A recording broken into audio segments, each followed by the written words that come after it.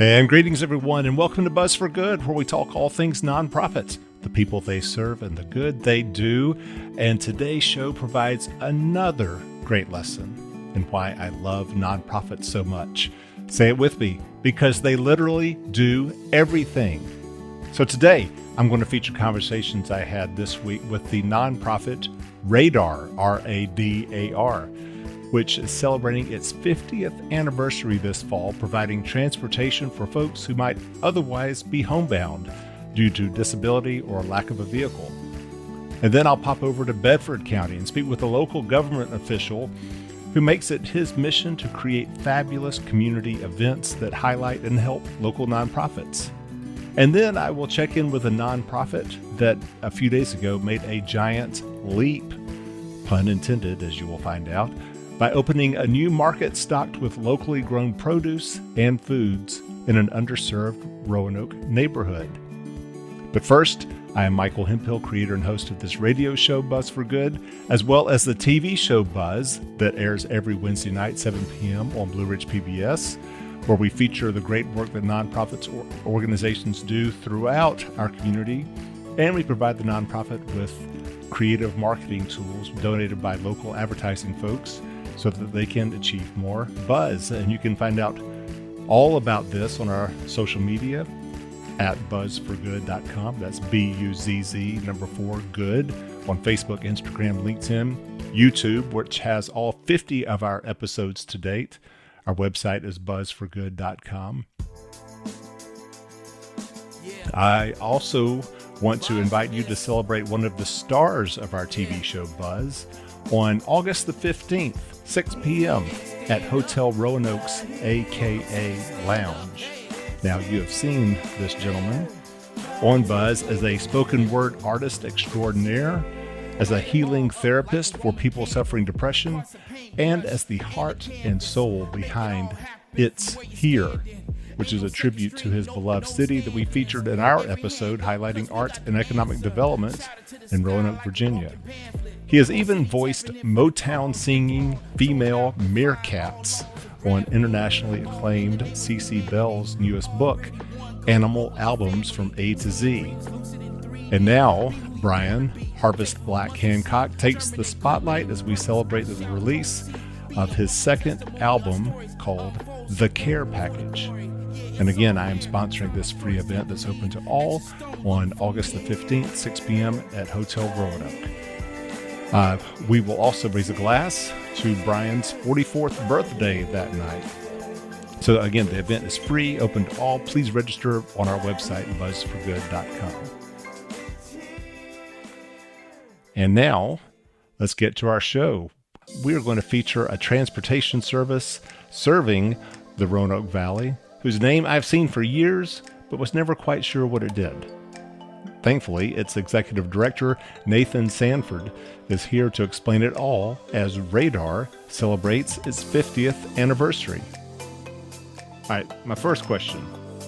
Radar is all capitalized, R-A-D-A-R, which makes me think that it's got to be an acronym for something. It is. It actually doesn't really get used anymore, but Right. Historically, it was known as Roanoke Area Dial-A-Ride. So when we started back up in the mid-'70s, for the folks who qualified for our service, that was just a way to remind them, pick up the phone, call us, and get a ride. Okay, so Roanoke Area Dial-A-Ride. Exactly. Was what Radar initially stood for. Awesome. All right, well, I'm done here. We're good. Thanks so much for coming on the Buzz for Good. So it's a big year for you guys. So Sure. fall of 2024, you are celebrating your 50th anniversary. 5-0. Congratulations. It's huge. It doesn't feel like a lot of us get here. And certainly, it's a lot of different people along the way. But we really wanted to be able to take the opportunity to thank the people who have been our clients for a long time, and also just let the community know we exist and what we do. Yeah. So why don't we start with that last part? What do you do? So we really do lots of things, but probably what folks here in Roanoke are going to know us most for is providing a paratransit service. That's a service for folks who have a qualifying disability or for some reason, temporary or permanent, they can't use the actual mass transit system provided by Valley Metro. And Okay. so they get qualified, they can call us up, and we will provide them a ride anywhere they need within the boundaries of where the Valley Metro system operates. And then beyond that, we run lots of different systems in what I call the greater Roanoke Valley. So we run public uh, transit in places like Lexington, Rockbridge County, Buena Vista, Martinsville, and Henry County, Hmm. Ferrum, and even out in Covington and Allegheny County. So we have a pretty big spread. But we do lots and lots of sort of personalized transportation in the greater Roanoke Valley. So when you say paratransit, what would be some examples of some uh, disabilities, injuries, whatnot that who people might have that they couldn't access the Valley Metro system? Sure. So an easy example is anyone who's using any sort of a mobility device, like a Okay. scooter or a hover round or a mechanical or electronic wheelchair. Most of the time, those folks aren't able to operate their own vehicle. And in that case, they're pretty much going to qualify for our service. And the reason why Valley Metro may not work out for them is, I know Valley Metro will accommodate somebody who has a wheelchair, but maybe Sure. they just can't get to the bus stop. Is that the That's limitation? exactly right. That's a Gotcha. big part of it is they might live somewhere where it's easy to get to the bus stop, but it's not easy for them to get to the bus stop. Yeah. So our individualized service will go to their house, to their residence, and get them there, and then take them where they need to go within that service area. Are there limitations on like the destinations that you will provide transportation to? I mean, does it all have to be like grocery store, medical clinic, or is it anywhere? It's anywhere, and Wow. it's supposed to basically serve as an extension of the big mass transit, big bus system by Valley Metro, where they don't ask you where you're going when you get on the bus, and we do the same. We only ask you where you're going so that we know where we're going to take you. Okay. Well, that is fabulous. How much does it cost a passenger, So it's $3.50 per trip. which is still a phenomenal rate for somebody who needs to, you know, get a job, go to their job, go to the grocery store, go to a doctor's appointment, go to church, go to some community event. $3.50 each way is not too shabby. That's exactly right. How I assume though that does not cover the full cost of Sure. of Radar's services. So how do you make up the difference? Sure. So, again, this depends on what the service type is. We operate under contract with Valley Metro. So, you know, they are paying us to provide the service. Obviously, we credit them for whatever fares we collect. But, Hmm. in some of our other services, especially our public services, they're heavily subsidized from federal, state, and local governments typically. We're fortunate enough to be able to get 50% of our operating funding for our rural public transportation systems from the Federal Transit Administration. And then the state usually gives us about another quarter. And then we try to fill the rest of the other quarter with either local governments or donations or grants, anything that we can get. Wow. All right. Well, once again, joined here on Buzz for Good by Nathan Samford, who is the executive director of Radar, which at one time was an acronym for Roanoke Area Dial a Ride, way back when it was founded in the mid 70s. And now it just goes by Radar. And they are celebrating their 50th anniversary here in the fall of 2024. Congrats again. Thanks. So, And actually, a nugget about our name when we were started, and it's on our business cards. Our official name was Unified Human Services Transportation Systems Incorporated. So you can probably tell why we quickly changed that to Radar. And yes. it literally was a group of human service agencies getting together in the mid 70s and saying, we have all these clients that can't get to where they need to go. They can't get to our services. So they joined together, started a nonprofit to be able to provide those transportation services. And then from there, over the 5 decades, we've grown into what we are now. Wow.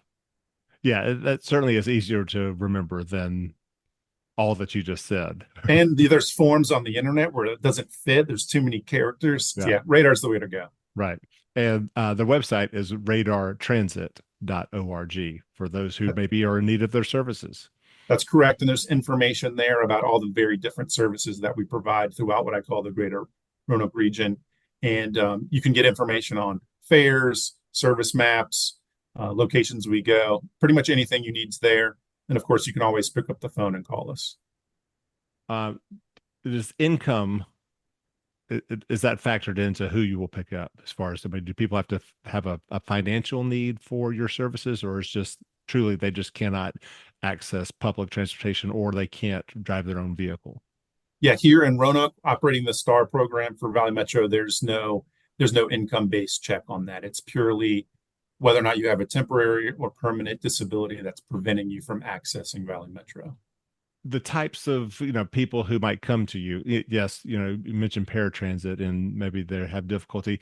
Can you give us just some other examples of, like that, what a day looks like in the life of Radar, how many people you serve, and what are their varying needs? Sure. So system wide, we're providing probably about 1,000 trips a day.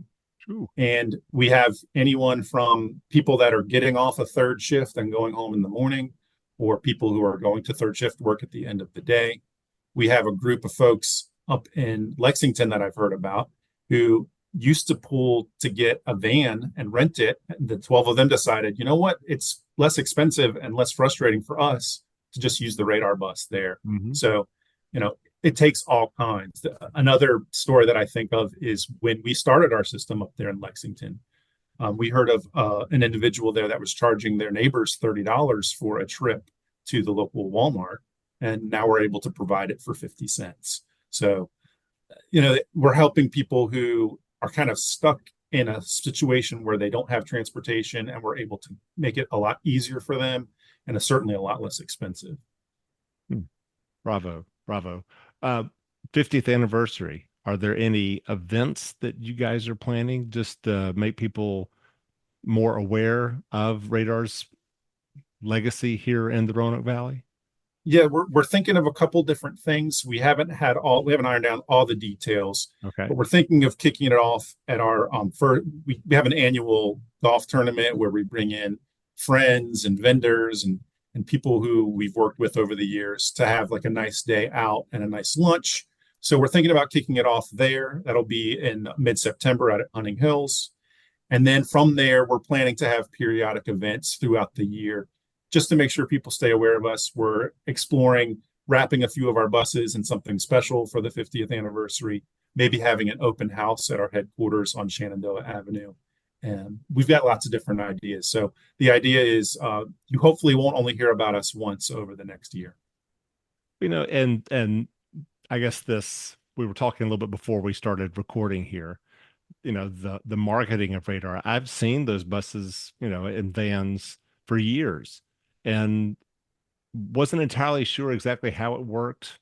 And so you were talking about kind of the challenges of marketing your services, when you're probably so busy with, your limited time and resources, just actually executing your mission. If you had a magic wand, in terms of marketing, what all would you like to be able to do to let more people know about the great work that Radar does?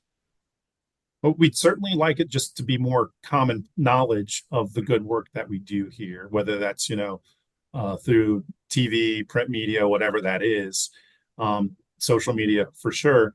But that frustration that maybe on both ends when I hear, oh, I've seen you guys, but I don't really know what you do. Yeah. We don't want anybody to be able to have that excuse. And again, we're not for everybody, but I think we are for somebody you might know or somebody you might end up being one day. So like it's a service that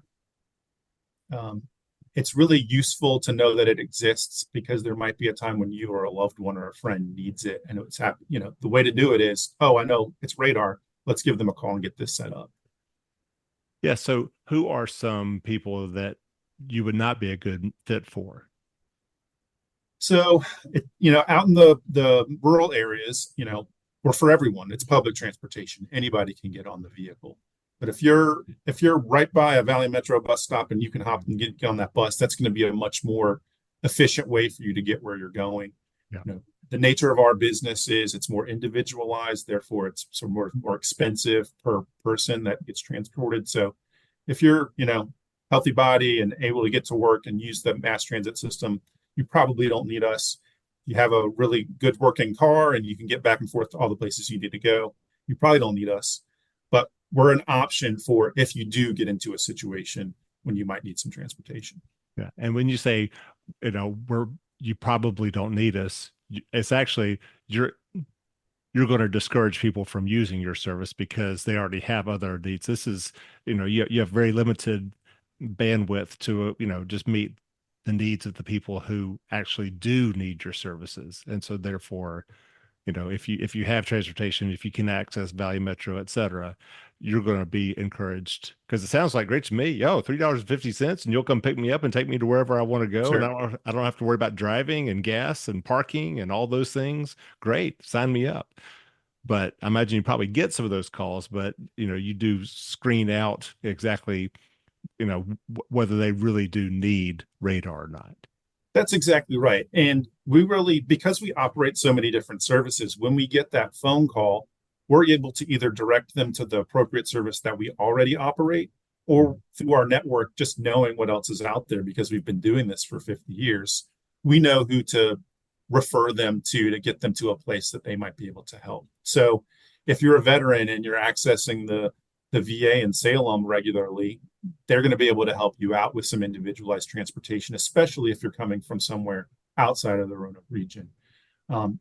Something I haven't mentioned yet that I should have is that we, starting in January, again through contract with Valley Metro, are operating what's called the Metro Flex, a microtransit system that operates at nights on Sundays after the regular Valley Metro system is closed for the evening. And anybody is available to use that service. So that's why I say, go back to Roanoke Area Dial Ride. If you need a ride, you can call us. And even if we're not the right fit for you, we'll be able to get you to who you need to get that trip. Fantastic. You've been with Valley Metro, you were telling me 13 years? Yeah, Radar. I started August. I'm sorry, 1st. Not Valley Metro, Radar, of course, right. I started Radar August 1st, 2011. So very quickly will be my 13th anniversary. And you have been the executive director for 6 years. That's right. I had a predecessor who basically built the place, was here for 35 years and made it a really easy transition for me to come in to a system that's already working. Now it's just about keeping it polished up and looking for new opportunities and making sure we're continuing to provide good service for our clients. What attracts you to this line of work? I mean, why do you care? So I'm kind of a lifer in terms of transportation. I was a bus driver as a student at the University of Virginia, and that just kept like a big snowball. It kept snowballing into other opportunities. And my family decided to relocate from Charlottesville to Roanoke. Transportation was the first place I looked, and of like 50 places I applied, I think Radar was the first one I did, and it's a great fit. You get to help people, you feel good about yourself at the end of the day, and every day is different. Some people don't like that, but I think it's great because you're just dealing with different people, different challenges, different opportunities all the time. That's beautiful. Beautiful. Well, thank you so much for the work that you're doing, filling this need that obviously so many people have in our transportation dependent society. I mean, we don't have public transportation other than Valley Metro around here. And so, there's not great, subway system or right. You've got to have a vehicle to get where you want to go in our region and really in our country. And so yes, filling that need is vital for so many people. So thank you so much, and wish you all the best on your 50th anniversary at Radar. Again, talking here on Buzz for Good with the Executive Director of Radar, Nathan Sanford, and you can find out more at radartransit.org. Congratulations on your 50th. Thanks so much. We're looking forward to celebrating.